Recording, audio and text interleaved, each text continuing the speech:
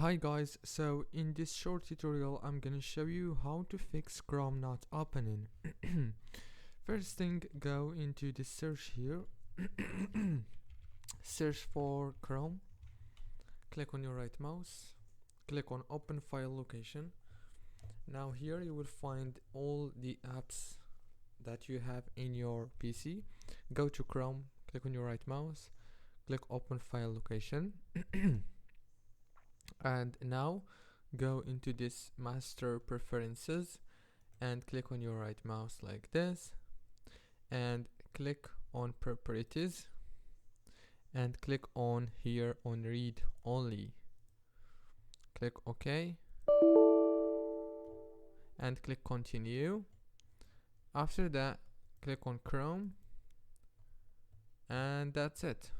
Don't forget to like and subscribe.